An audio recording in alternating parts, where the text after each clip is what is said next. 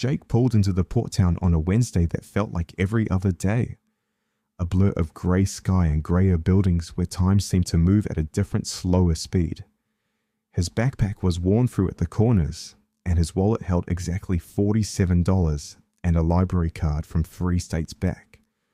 For 6 months straight, he had been traveling and sleeping in bus stations or on borrowed couches, always moving because staying still meant finally thinking about everything he had lost. The scrapyard owner looked him up and down with a hollow kind of interest that Jake had grown used to seeing. It was the look reserved for another drifter, just one more person trying to figure out a broken life in a dead-end town. When the man offered a cigarette, Jake simply shook his head, and the man shrugged before pointing toward a blue shipping container sitting in the mud like a piece of wreckage that had washed ashore and decided to stay. "Been sitting there 4 months, the owner muttered, his voice sounding like gravel under a boot. He explained that it came from a private shipping operation that went under, and since nobody wanted the eyesore, $20 would make it Jake's problem. Jake didn't ask any questions before handing over the cash, because at that moment, all he needed was a place to hide from the world. He figured a container would at least keep the wind out for a night or two before he moved on again. The metal groaned with a heavy, low-frequency ache as Jake dragged his belongings across the yard. It wasn't the sharp screech of rust on dirt he expected, but something deeper, almost as if the container were waking up from a long, forced sleep. His shoulders burned from the effort, and his fingers left dark streaks in the grime that coated the exterior. The smell hit him before he even stepped inside. A thick mix of salt spray and something industrial that had soaked into the very pores of the metal.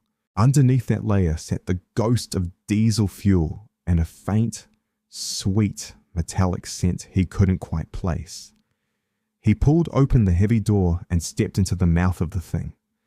The darkness inside was absolute until his flashlight cut through the gloom, revealing dust motes hanging suspended in the beam like tiny living spirits. The floor was buried under a layer of fine rust powder that puffed up when he breathed, coating his lungs with the dry taste of iron and age. Whatever had been stored in this space was long gone, yet the metal itself seemed to hold onto a memory of its former life. That was when he noticed the walls. A standard shipping container is built for cheap efficiency with thin corrugated steel, but these walls felt different under his palm. He ran his hand along the surface and felt a strange thickness, the kind of heavy-duty reinforcement that costs a fortune to manufacture. He moved his flashlight slowly across the seams, noting that the welds were too tight and too precise to be the work of a factory robot. Someone had built this container to hold something far more important than scrap. It wasn't designed for ordinary cargo or the typical weight of freight that these boxes handle every single day. This was something specific, a project that required precision engineering and a level of reinforcement that felt almost paranoid. He could see the intent in how the metal was joined, with welds sitting perfect against each other as if a craftsman had spent weeks ensuring that nothing would ever fail. He unrolled his sleeping bag in the corner and tried to ignore the biting cold radiating from the floor. The metal held the chill the way a tomb holds silence, pulling the heat right out of his bones. During that first night, the air seemed to shift in a way he couldn't explain. When he moved, the container seemed to adjust to his weight, responding to the pressure like it was breathing right along with him. It was a subtle feeling, perhaps just the sound of wind moving through hidden gaps, but it felt intentional. By morning, Jake understood 3 things that he couldn't yet put into words. First, the container was built entirely wrong for normal shipping because the walls were far too thick and the engineering was too precise. Second, it was built exactly right for something secret, something that mattered enough to justify a massive expense. Finally, he realized that whatever that secret was, it might be the only thing left in the world worth finding out. He didn't know it yet, but he was about to spend the coming weeks unraveling a mystery hidden in the dust. Morning light pierced the container's open door in a thin, sharp blade that cut across the floor, to reveal what the darkness had been hiding. Jake crouched down to study the welds in the daylight, and he realized they were precise in a way that simply shouldn't exist on a piece of scrap metal. These weren't the rough, patched-over seams of a discarded box, but the work of a professional who knew exactly what they were doing. He traced one seam with his finger and felt the unnatural smoothness of the metal where it had been fused without a single gap or weakness. A standard shipping container gets welded fast and efficient because it only needs to be good enough to hold cargo for 1,000 ocean crossings. These welds were built for something else entirely, as if they were meant to last forever to protect something that actually mattered. His eyes moved to the floor next. That's when he noticed the reinforcement beams running underneath the container like a heavy steel skeleton, welded to the base in a grid pattern that was far too robust for ordinary freight. Most containers have minimal support underneath to save on weight, but these beams were engineered and calculated by someone who had figured out what the floor needed to carry and then doubled it. The ceiling, however, was the real puzzle. Jake stood up to look at the roof and realized the interior ceiling sat much lower than it should have. He measured the space with his eyes and did the math against what he knew about standard shipping dimensions, noting that while the external height was normal, the internal ceiling didn't match. There was a gap of maybe 18 inches between where the metal ended and where the actual roof should begin, which meant this was a deliberate, intentional false ceiling. He pulled out his phone, which had barely any battery left, and took several pictures to document the evidence of this hidden chamber. Later that afternoon, he found the scrapyard owner in the office drinking coffee from a can. And when Jake asked about the container's history, the man just laughed. It was a dismissive sound that made Jake feel like he was wasting his time on a pile of garbage. It came from some private shipping operation called Meridian something, the owner said. But the company went under maybe 15 years ago and nobody wanted the container after that, so it's just been sitting here taking up space. Jake asked what the company used it to transport. Hell if I know, the owner replied, because I didn't ask then and it certainly wouldn't matter now. But it mattered to Jake, and he spent the rest of the day examining every inch of the interior while marking down observations in a notebook he'd found in his backpack. He mapped out the welds, the ceiling gap, the floor reinforcement, and the thickness of the walls until it felt like he was reading a language made of metal and science. Someone had spent real money to build this container for a specific, valuable purpose that required engineering precision and heavy reinforcement. The markings on the welds were faint and barely visible in the fading light, looking like old stamps or serial numbers that had almost worn away. The metal was aged enough that the dates were hard to read, but they were definitely there if you looked close enough at the joints. By late afternoon, a few locals started gathering at the edge of the scrapyard to watch and laugh at the sight of him. They saw a drifter with a worn backpack crouched in the mud, examining an old shipping container like it held the secret to his life. And the amusement on their faces was plain to see. To them, this was just entertainment, a vagrant looking for treasure in a pile of trash, and the sting of their laughter sat in his chest like a cold weight. He ignored them. The precision of the construction had to mean something, because that kind of expense doesn't happen by accident for cargo that is just going to rust and fade away. You don't engineer something this carefully unless you're trying to protect something precious, or perhaps unless you're trying to hide it. Jake sat back against the container wall and looked at the sketches and measurements in his notebook one more time, and then he noticed it. In the corner of the ceiling panel closest to where he'd been sleeping, there was a slight discoloration where the rust pattern looked different. The metal appeared newer than the surrounding surface, as if something had been removed or replaced at some point. It looked like someone had once accessed the space between that false ceiling and the actual roof. And that was the moment everything changed. Jake borrowed a pry bar, a hammer, and a flashlight with fresh batteries from the scrapyard the next morning. The owner didn't bother asking questions and just handed them over before going back to his coffee. acting as if Jake was just doing the most natural thing in the world by tinkering with garbage. The locals were back at the fence to watch him again, and he could feel their amusement thickening the air like a coming storm. They saw a man with borrowed tools working on a rusted box, as if it were going to change his life, but he kept his head down and ignored them. Jake targeted the section of the ceiling in the corner where the discoloration was strongest, and the welds were slightly less visible. The metal looked just a bit newer there than the rest of the interior, which suggested that this was the spot where someone had gone in before. If there was an answer to be found, it was behind that panel. He positioned the pry bar carefully into the seam between the ceiling and the frame, making sure not to force it or rush the process. He understood instinctively that whatever was hidden here was meant to stay that way, and the person who built it had ensured that nothing would easily break. If he used too much force and tore the metal, he might end up damaging whatever lay beneath the surface. He applied steady, methodical pressure. The metal resisted him at first, with decades of rust and corrosion holding the seam tight against his efforts. He repositioned the bar and tried again, but the resistance continued until his shoulders burned and his hands began to sweat against the heavy metal handle. Then something finally shifted. The pry bar caught, and the ceiling panel moved just enough for him to know that breaking through was actually possible.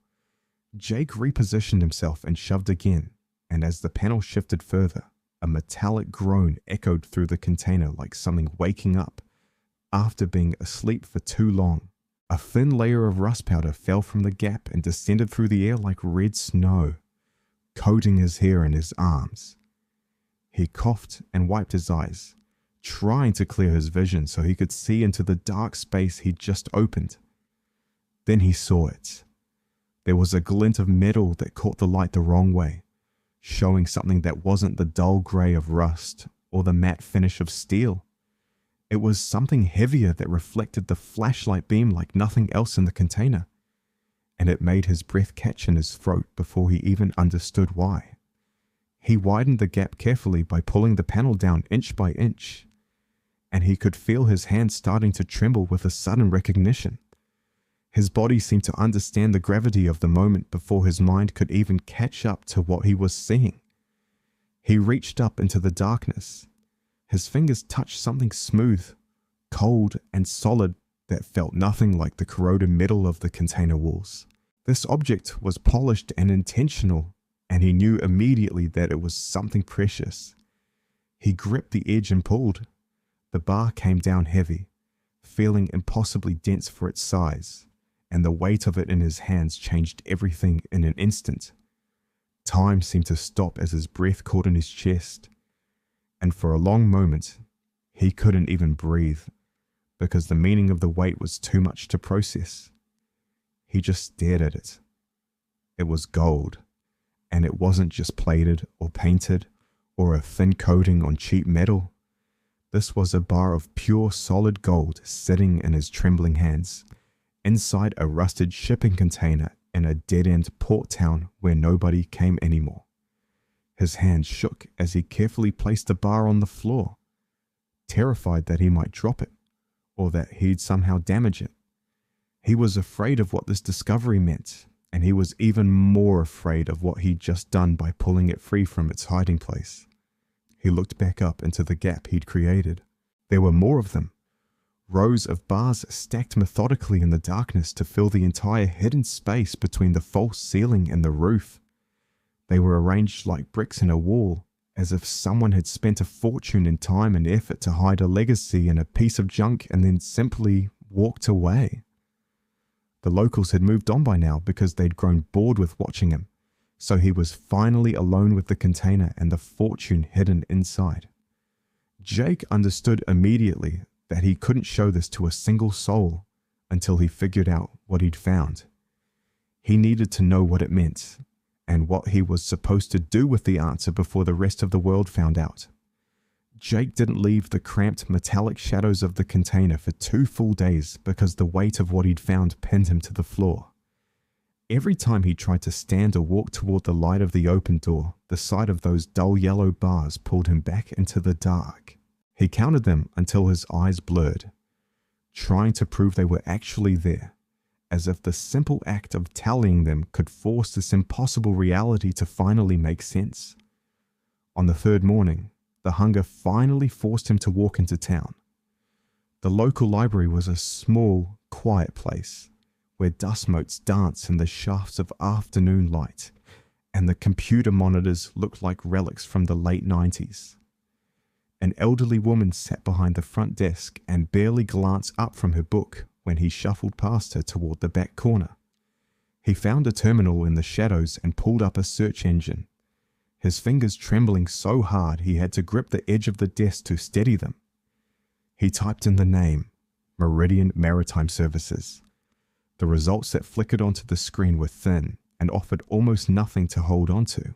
A few old trade publications mentioned the firm in passing, calling it a private shipping company that specialized in secure transport, but there were no scandals or bankruptcy filings to be found. The company had simply existed for 4 years before it vanished from the records entirely, leaving Jake with the feeling that the business had been systematically erased from history. He eventually found the owner's name buried deep within an obscure shipping registry, Victor Ashford. This man appeared in only 3 photographs on the entire internet, and in every shot he was a ghost in a dark suit standing beside other men in dark suits. One brief article mentioned that Ashford's firm handled high-value commodities for institutional clients, which was the kind of cold, sterile banker language that usually served as a code for something much more secretive. Institutional clients. Jake dug through property records until he found a listing for Ashford's house, which was still standing and only 15 minutes away from the scrapyard. He walked there that afternoon, finding a structure that looked more like a tomb than a home, with boarded up windows and a yard choked by years of aggressive untended weeds. The mailbox at the end of the long drive was stuffed with yellowing envelopes, including unopened letters from a Swiss bank and a London law firm, all addressed to a man who was clearly never coming back. Back inside the container that evening, Jake realized he couldn't live in the space between a guess and a dream anymore. He needed to know the exact scale of the fortune he was sleeping next to, so he began pulling the bars down one by one and arranging them across the floor. Each piece of metal was the standard size used by central banks for their international reserves, and when he placed one on a borrowed scale, the needle settled at exactly 400 grams. He started to count. 1, 2, 3. The numbers climbed as his hands found a steady, mechanical rhythm of stacking and marking each bar. The afternoon sun crawled across the corrugated walls while he worked, and as the pile grew to 80 and then 120, the container began to look less like a scrap box and more like a sovereign treasury. By the time he finished, he had counted 384 individual bars. He ran the math 3 times on a battered calculator he'd scavenged from the scrapyard office, staring at the glowing red numbers until they burned into his retinas. The final total sat there on the screen, a figure so massive it felt like a physical blow to the chest. $340 million. The number was too large for his mind to actually hold, especially since he had been sleeping on bus station floors and borrowed couches with only $47 to his name just 2 weeks prior. He sat on the cold floor and felt the silence of the yard pressing in on him, realizing that he wasn't just a man who had found a stash of gold. He was now the sole keeper of a secret that could never be buried again, and the weight of that knowledge felt heavier than the metal itself. Jake eventually found a lead through an online forum for maritime historians, a place where retired customs agents spent their days debating the fine details of shipping laws from the previous century. A user named Derek had posted a long, incredibly detailed entry about the rise and fall of Meridian Maritime, and it read like the testimony of a man who had been waiting years for someone to ask the right questions. Jake sent a short message and received a reply within the hour. They agreed to speak over the phone, so Jake found a secluded spot behind the library where he could watch the street while his cracked screen showed a battery percentage that was rapidly ticking towards 0. Derek's voice sounded like gravel grinding in a mixer, the unmistakable tone of a man who had spent 40 years breathing in diesel fumes and salt air. He remembered Victor Ashford's operation with a clarity that felt almost haunting, mostly because the company had been so perfect that it felt unnatural to everyone working the docks. Ashford ran a clean operation, Derek told him, his voice dropping an octave as he explained that the firm never faced a single inspection or a flagged shipment. In Derek's long career, nothing ever lined up perfectly because there was always a missing form or a dated certification, yet Ashford seemed to navigate the bureaucracy better than the people who had actually written the rules. Jake asked if there were any specific shipments that stood out. The line went quiet for a few seconds before Derek brought up the year 2008, right when the global financial crisis was tearing the world apart. He remembered a specific container marked for internal transport, a phrase that made no sense in the shipping world since containers are meant to move between ports and countries, not stay within a single system. That specific container sat in the yard for weeks, which was a massive departure from Ashford's usual habit of moving cargo in and out as fast as possible. It was eventually moved to a private warehouse that Ashford owned off the books. And while everything was technically legal and supported by paperwork, the secrecy of the move had stayed with Derek for over a decade. What was inside it? Jake asked, his heart hammering against his ribs. Derek didn't answer right away, and when he finally spoke, his voice carried a new layer of caution that made the hair on Jake's neck stand up. "I never found out, and I didn't ask," Derek admitted, explaining that the unspoken deal with Ashford was that you processed the papers and looked the other way. He had decided back then that the safety of not knowing was worth more than the satisfaction of his own curiosity. Jake took a breath and asked the question that had been haunting him. Could it have been gold? The silence that followed was heavy, and Jake could hear the faint sound of Derek's breathing across hundreds of miles of wire as the weight of the possibility settled between them. If that gold was moved without a declaration or a customs registry, Derek said finally, then it would be completely unaccounted for by any government on Earth. He explained that during the chaos of 2008, people with immense wealth were desperate to hide their assets from collapsing banks and prying tax authorities. And Ashford was exactly the kind of logistics expert who knew how to make a fortune disappear without leaving a trail. Jake asked where Ashford was now, hoping for a name or a location. Derek hesitated again, and Jake felt a cold knot of dread in his stomach just seconds before the old man confirmed that Ashford had died of a quiet heart attack back in 2015. There was no family to speak of and no heirs to claim the estate, meaning the man had carried the location of his greatest shipment into the grave with him. Jake sat on the library steps after the call ended, realizing that the gold might truly be orphaned, left behind by a dead man and a dissolved company. But the legal reality was a suffocating maze of maritime law and salvage rights, and every lawyer he researched online offered a different, conflicting answer about who actually owned a treasure found in a pile of scrap. The ambiguity of the situation was paralyzing. He began to understand that he wasn't in danger from a physical threat, but rather from the sheer gravity of the knowledge he now possessed. If he tried to claim the gold, he risked being branded a thief or attracting the attention of people far more dangerous than the police. Yet leaving it buried felt like a betrayal of the luck that had saved him from the streets. The answer didn't come from a law book or a bank, but from a growing, heavy need to find a way to do what was right, even if the definition of right was buried under decades of dust and secrets. The response from the Swiss bank took 3 agonizing days to arrive. Jake spent his morning at the local library, hunched over a desk in the back corner where the air smelled of old paper and floor wax. He kept his voice low and measured as he spoke into the speakerphone, carefully avoiding any mention of the heavy gold bars, Instead, he asked about accounts held in Ashford's name, inquiring about outstanding claims or any beneficiaries who might be on the official record.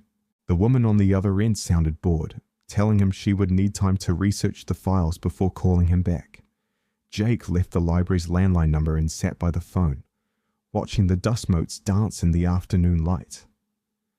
When the phone finally rang, the woman's voice had lost its casual edge.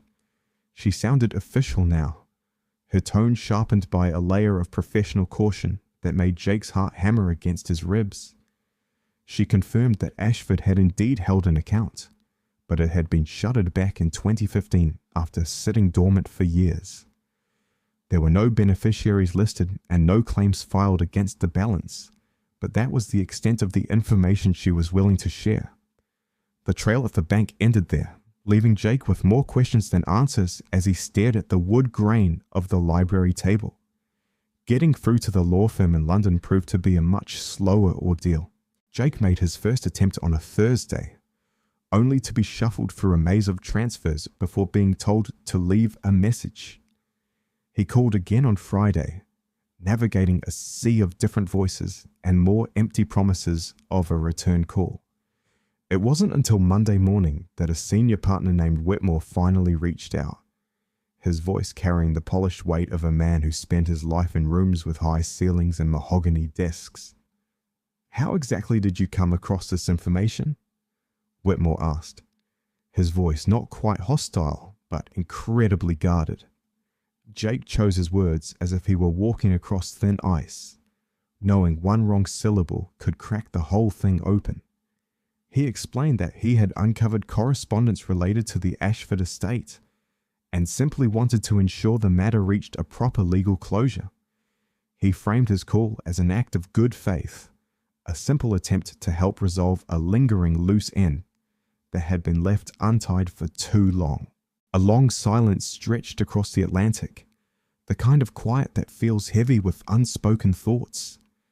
Then something in Whitmore's tone shifted, and the cold professionalism melted into a sense of profound relief.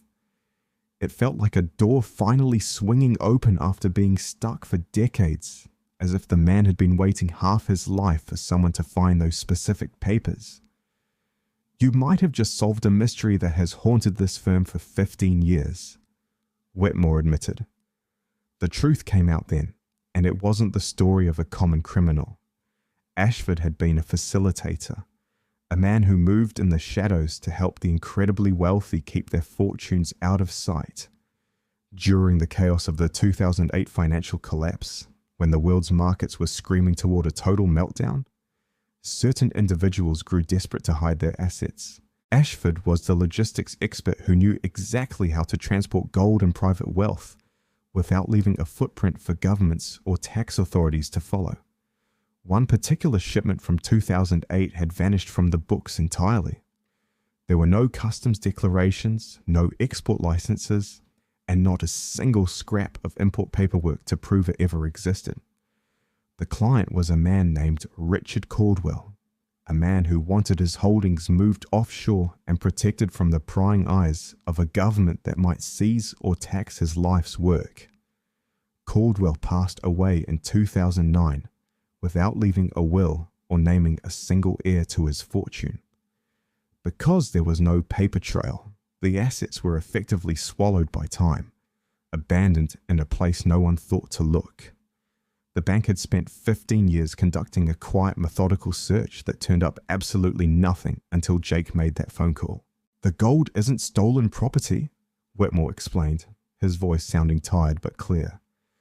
"It is a lost inheritance belonging to a man who died without the right paperwork. And since he's gone, his heirs are a complete mystery to us." Jake gripped the phone tighter and asked what would happen if the gold was officially brought into the light. Whitmore laid out the grim reality of the legal machine, explaining that a discovery of this size would trigger a massive investigation into the asset's origins.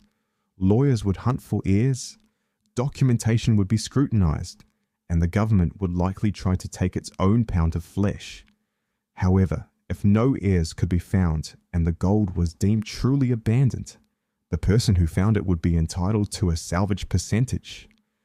It would be a life-changing amount of money, but the process could drag on for years, or Jake could simply walk away and leave the fortune buried in the dirt. Standing there in the library, Jake realized he was standing at a crossroads. He could try to claim it and risk the crushing weight of a legal investigation, or he could walk back to his quiet life and let the container rot. He made his choice right there with the receiver pressed against his ear. He gave Whitmore the exact coordinates of the container and described the precise count of the gold bars he had seen. He sent over the photographs he'd taken in the dark, explaining every detail of how he'd stumbled upon the cash. He didn't ask for a reward. He asked for legal protection as the one who brought the truth to the surface. Whitmore's final response was measured, but there was a hint of genuine respect in his voice. He promised to verify the claims, noting that Jake had just ended a search that had consumed over a decade of the firm's time. "What you've done is truly remarkable," Whitmore said, "because most people in your position would have chosen a very different path." Jake hung up the phone and felt a strange heavy shift in his chest. He couldn't tell if the feeling was the weight of relief or the sharp sting of regret. And for a long time, he just stood there in the silence of the library. The next 6 months were a blur of slow-moving bureaucracy and endless paperwork. The legal system doesn't move with any sense of urgency, instead grinding forward with a series of forms, certifications, and interviews that felt like an interrogation. Bank lawyers spent their days huddled with customs officials and maritime authorities, while tax agencies Jake had never even heard of poked and prodded at the story. They were all looking for a reason to call the gold stolen, but every check confirmed the same thing. The bars were legitimate, and they were exactly what Whitmore said they were. While the lawyers argued, the gold was moved to a high-security facility where Jake wasn't allowed to go. He couldn't see it or touch it, as the treasure now belonged to a system governed by strict rules and cold procedures. The fortune was no longer a secret hidden in a rusted box. It was a line item on a government ledger, moving forward one stamped document at a time. The search for Richard Caldwell's family was an international effort that spanned 3 different countries. Investigators dug through dusty birth records and conducted interviews with people who hadn't spoken to Caldwell in over 30 years. Against all odds, they eventually found her living a quiet life in New Zealand. She was Caldwell's daughter, and she had spent her entire life with no idea that her father had hidden away $340 million. Her world was upended by a single phone call from a London law firm, a call that changed her reality in the span of a few minutes. Whitmore later told Jake that when she heard the news, she went completely silent for a full minute before her voice cracked, asking if this was some kind of cruel joke. It wasn't a joke, and she ended up receiving the vast majority of the recovered gold. It felt like a strange form of justice, providing a sense of closure to a family that didn't even realize they were missing a piece of their history. During a brief conference call, the daughter's voice shook as she thanked Jake, a man she had never met and would likely never see. She didn't understand his motives or the risks he had taken, but she knew that because of him, her father's legacy hadn't been lost to the rust. When the final settlement papers arrived via registered mail, the terms were laid out in cold, black ink. Under the salvage laws of the jurisdiction where the container was found, Jake was entitled to 14% of the total value. The number on the page was $47 million, and Jake had to read the document 3 times in the quiet of the library before the reality of it finally started to sink in. $47 million was more money than he could ever spend. But the offer came with a catch. The bank was in the process of building a specialized division dedicated to finding lost or hidden assets just like this one. They were looking for people who understood the psychology of the search, someone who could see the patterns in the chaos and find the fortunes that others had intentionally buried. They didn't just want to give Jake a check. They wanted his eyes and his intuition to help them solve the mysteries that had been written off as impossible. Jake didn't have to think twice before saying yes. The money was life-changing, but the job offered him something he had been craving far more than wealth. He realized that finding things was the only time he ever felt truly alive. Whether he was hunting for the truth, for justice, or for the pieces of a world that had been forgotten, it was the purpose he had been searching for his entire life, hidden under the surface of his own struggle. Today, that $47 million sits in an account he rarely checks. He has a steady salary and a real future now, one that doesn't involve sleeping in cold shipping containers or wondering where his next meal is coming from. His days are spent on the work itself, focusing his energy on returning what was stolen and solving the riddles that most people walk past without a second glance. Before he moved to London to start his new life, Jake went back to the scrapyard one last time. The blue container was long gone, sold off and melted down into nothingness, leaving only an empty patch of dirt where it once sat. The owner was still there in his office, leaning back in his chair and drinking coffee from a dented can, looking exactly the same as the day they first met. "You were the only person who ever saw what was actually inside that thing," the owner said, his voice flat and certain. Jake nodded, finally understanding what the man meant. To everyone else, that container was just a piece of junk, a rusted eyesore that was taking up space in a field of trash. Jake was the only one who saw the possibility in the metal, the precision in the welds, and the story that was screaming to be told. The gold didn't turn Jake into a different person or change the core of who he was. It simply pulled back the curtain and revealed the man he had been all along. 6 months after taking his new seat at the firm, Jake's phone buzzed with a call from Whitmore that changed everything. A fishing boat captain working the humid coast of Southeast Asia had stumbled upon a cluster of metal boxes, tucked deep inside a limestone cave on an island that didn't appear on most maps. These crates were ghosts, missing from every shipping manifest and official record Jake had ever scrubbed through. The captain had every chance to stay silent and sell the contents to the highest bidder on the black market. But instead, he chose to pick up the phone and alert the authorities. Jake touched down on the island with a small team of specialists, feeling the heavy salt-thick air cling to his skin as they approached the site. The cave was a tomb of damp shadows that hadn't felt a human footprint in decades, housing rows of corroded but stubbornly intact boxes. When they finally pried the lids open, they didn't find gold bars, but something far more fragile. Stacks of documents, passports from nations that had long since fallen, and currency from regimes that were now just footnotes in history books. Tucked between the papers was a single photograph that stopped Jake's breath, showing a young Victor Ashford standing shoulder to shoulder with Richard Caldwell. They were dressed in sharp, expensive suits, surrounded by men whose names Jake would eventually realize held the keys to power, in a world he was only beginning to understand. This cave wasn't just a hiding spot, it was Ashford's ultimate insurance policy. A desperate contingency plan he'd buried in the earth just in case the walls ever started closing in.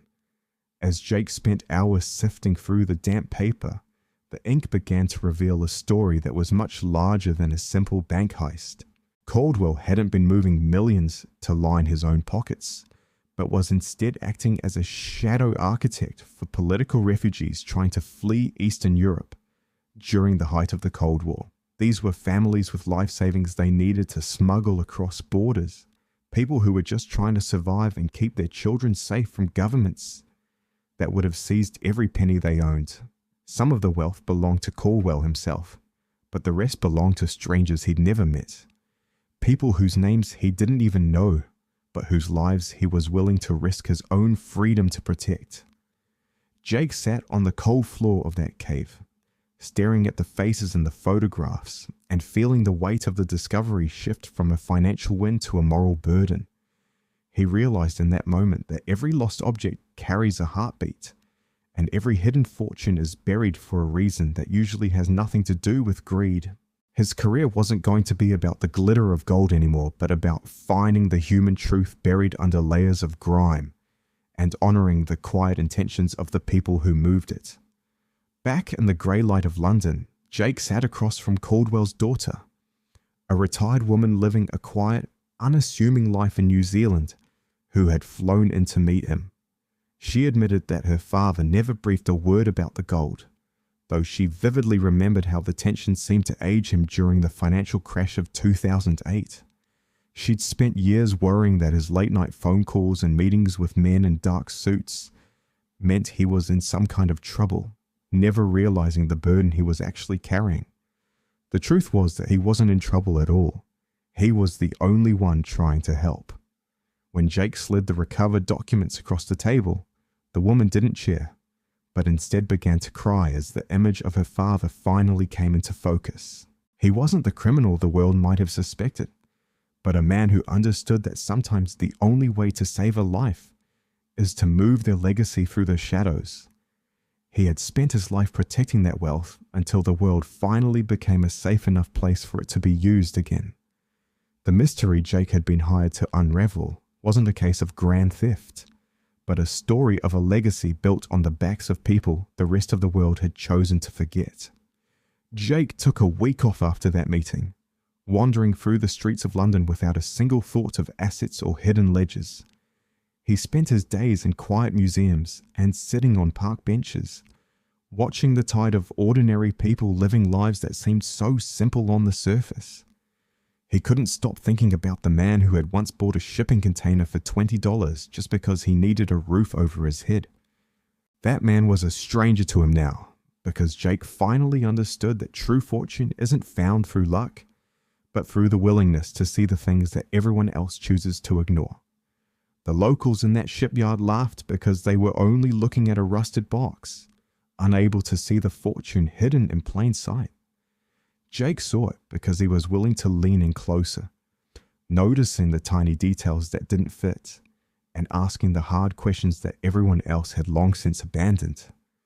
A $20 container ended up holding $340 million, but the real treasure was the realization that some people are simply born to find what the world has lost. If you want to uncover more stories about ordinary people discovering extraordinary truths, subscribe and stay with us.